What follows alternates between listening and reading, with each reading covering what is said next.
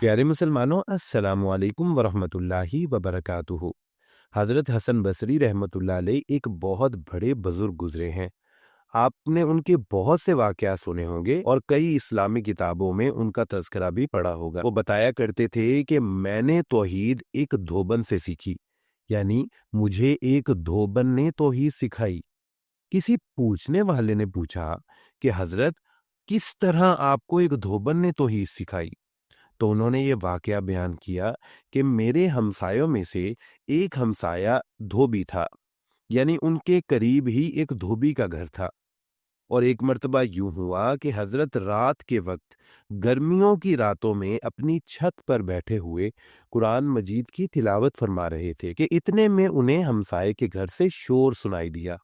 उन्होंने पूछा कि क्या बात है, और जब उन्हें आवाज आई तो उन्हें मालूम हुआ कि धोबी की बीवी यानी धोबन उससे कुछ कह रही है।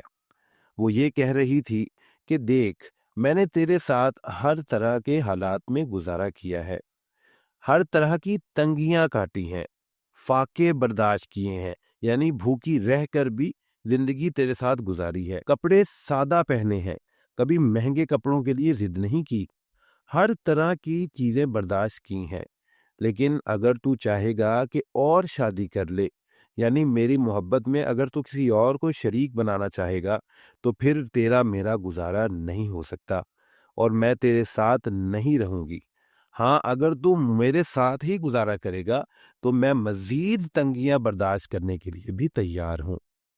हजरत हसन बसरी रहमतुल्लाह अलैह ने ये बात सुनी ही थी कि उनकी कुरान मजीद की इस आयत के ऊपर नजर पड़ी, जो कि ये है, इन्नल्लाह ला यगफिरु अन युशरका बिही व यगफिरु मा दूना ज़ालिका लिमन यशा। अल्लाह पाक फरमाते हैं, जिसका मफहूम है कि ए मेरे बंदे, क़यामत के दिन तू जिस तरह के गुनाह भी लाएगा, जो गुनाह करके मेरे सामने आ जाएगा, अगर मैं चाहूंगा तो मैं तुझे माफ कर दूंगा, लेकिन अगर तू मेरी मोहब्बत में किसी को शरीक बनाएगा तो फिर तेरा मेरा गुजारा नहीं। प्यारे मुसलमानों, शिर्क एक बहुत बड़ा गुनाह है और ये इंसान को मुशरिक बना देता है। हमें चाहिए कि हम अपनी जिंदगी पर गौर करें। देखें, शिर्क की बहुत सी इकसाम है, हमें हर किस्म पर गौर करना चाहिए।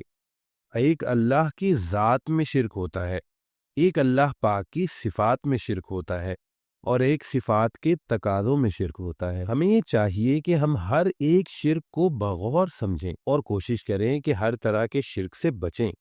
अल्लाह पाक मुशरिक की बख्शिश नहीं फरमाएंगे, क्योंकि फरमाया गया है कि जिसका मफहूम है कि जो अल्लाह की मोहब्बत में किसी को शरीक करेगा तो उसका अल्लाह के साथ गुजारा नहीं, यानी ये गलती माफ नहीं की जाएगी। प्यारे मुसलमानों, रियाकारी को भी छोटा शिर्क करार दिया गया है।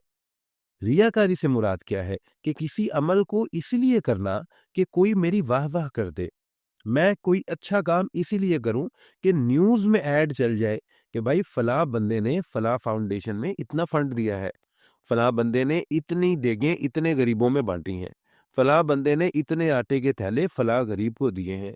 लेकिन हमें तो अजर अल्लाह पाक ने देना है, तो हम क्यों लोगों को दिखाएं?